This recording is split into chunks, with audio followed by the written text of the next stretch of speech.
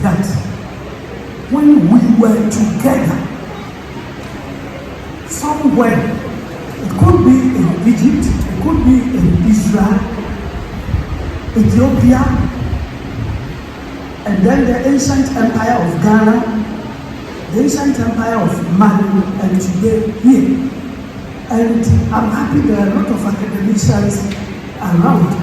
You see, the word which is used commonly in the New Testament for money, shekel, the Ghana people of Ghana call money shika, the Ewes sika, the Zema and Ahankas ezupa, and then the Akans sika, to let you know that at a certain point in time, whether in ancient Egypt or Israel, we were part of a trade system using that medium. No doubt about that. It is not a mistake that the Ewes far away will refer to Sika and Sika, just as the Akans, just as the Zema people, just as the Ghana people. After all, historians tell us that we all came by the Nile, because we didn't know the forest easy traveling along the river banks. So from the Nile to the Niger to the Volta, the Ewes and Gas will remain there. Then the Akans will go to a tributary of the Volta, that is the Pra-Ofen Basin. That's why you see almost all the Twi-speaking people, apart from the Akwamus, who came deeper down, settled within the Pra-Ofen and to some extent Birim Basin. We didn't want to get lost. And we have always been friends and one. Some people were mentioning here. I know Syria Kopari said that Chumuru is a minority area. Please, historians will tell you that you are not a minority. No. The country really belonged to the Guan people, the Gonjas, the Chumuru, the Avatime, the Central Kofi people, the Wutu Senya, and then the Chirikwa people of Eastern region, and then in the Greater Accra, the Obutu people, long before the Gas came, and then after the Gas, the Akans also came here. Now, the second thing, so to let you know, just a bit, we are one. And then the Moli Dabani people also came by the same Niger route and found themselves through Chad to Nigeria and found themselves in northern Ghana. We have always been one. In the western region, I hear people greeting Eluo, that is good evening. And when I went to Tamale, I heard that the Bombers were saying Eluola. It's not accidental. There will be a historical link somewhere. We have always been one. Now, I see you also wearing the smock and the colorful kente. Maybe I will have to say something very small over here. You see, the first thing I will have to say here is many people make a mistake of thinking that it was the Europeans who brought civilization to us. It was not the Europeans who taught the northern people of Ghana how to make smoke or batakai. So what they brought to us was European civilization, as we had our own African civilization. The Bono people of German who introduced the Adinkra symbols Ghana is proud of today. Please, they were in the interior and they had never made any contact with the Europeans. They knew that system of African writing, just as the Egyptians knew hieroglyphics without any European contact. In any case, if there was anything at all, they influenced us. Yes, they influenced us. The first form of influence was to make you feel that you are nobody. Because colonialism goes with dependency. It goes with powerlessness. And everything to let you know that yours is bad, theirs is better. To the extent that even as we speak, people think that a woman with a fair skin should be priced higher than a darker one.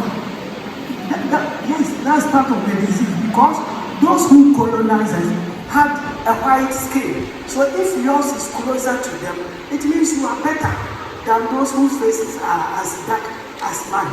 That's one of the days of colonialism, that we had our own civilization, which was disrupted by them. Now to Ghana.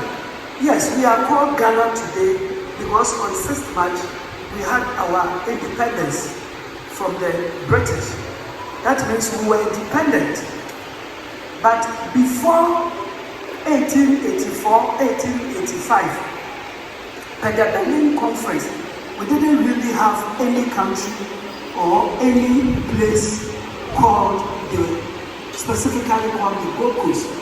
It was when the Europeans met over there and decided to put boundaries at the territories where they were operating. Each one of them was operating. That, for example, in the Dahomey area was given the name Slave Coast, because they had so many slaves there. In Ivory Coast, it will be called Ivory Coast because they had so much ivory from elephants over there. And this place will be called Gold Coast because there was plenty gold here. But the name Ghana was given to us officially on 6th March 1957. Don't make the mistake of thinking that it was Nkrumah who brought that name. There was an earlier empire in the Western Sudan called the Ghanaian Empire.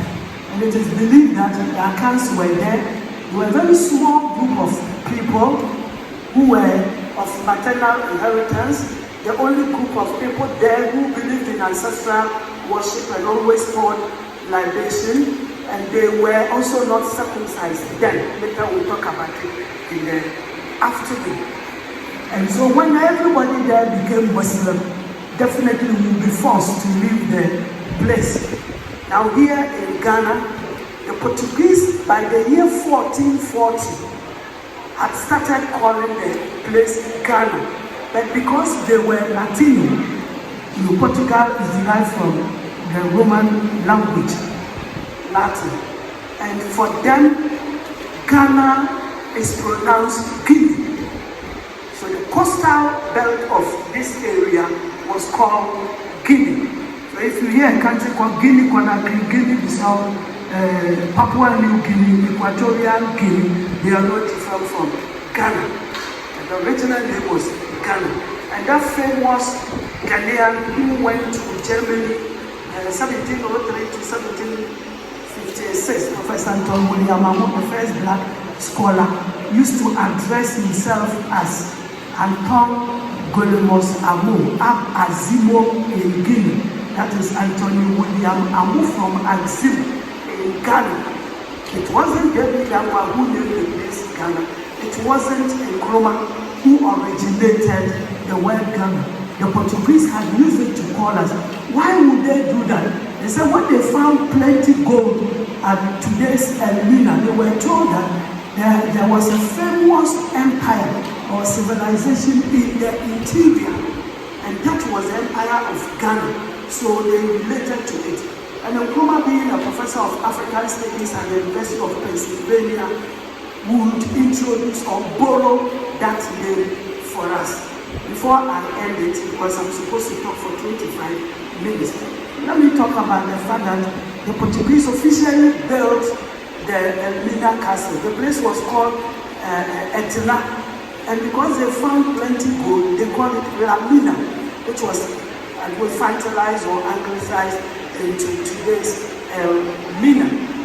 And the castle they built, the land on which it stands, the agreement which led to the construction of the castle became the first formal agreement between an European power and an African power. And the castle of St. George also became the first European edifice outside Europe. And then the city, Elmina, became the first city officially recognized in Europe, the first African city officially recognized in Europe by the year 1468.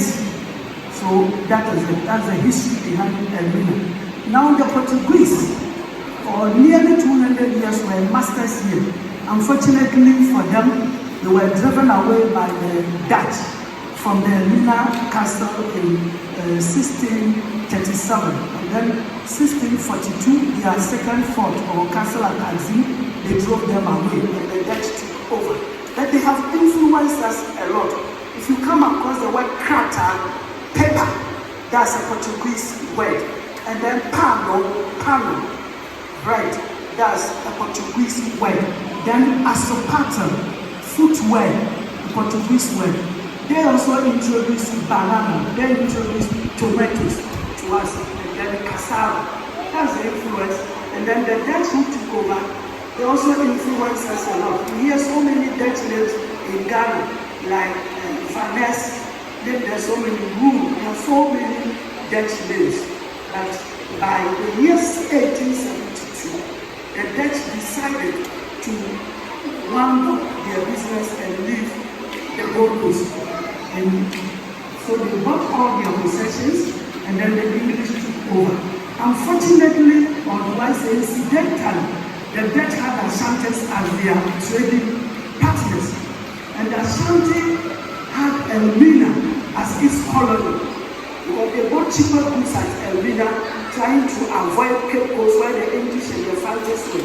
So Ashanti would not understand why the English would take over Elmina, and that was what gave birth to the famous or infamous Sagrenti War. When Ashanti was completely crushed, then the whole nation came under the British. By 1900, Ashanti had been subdued. In fact, in 1896, their king had been taken away. 1900, it had been completely subdued. They had lost all their tributaries, and everybody was under the British. Let us end here so that the afternoon will continue. Thank you.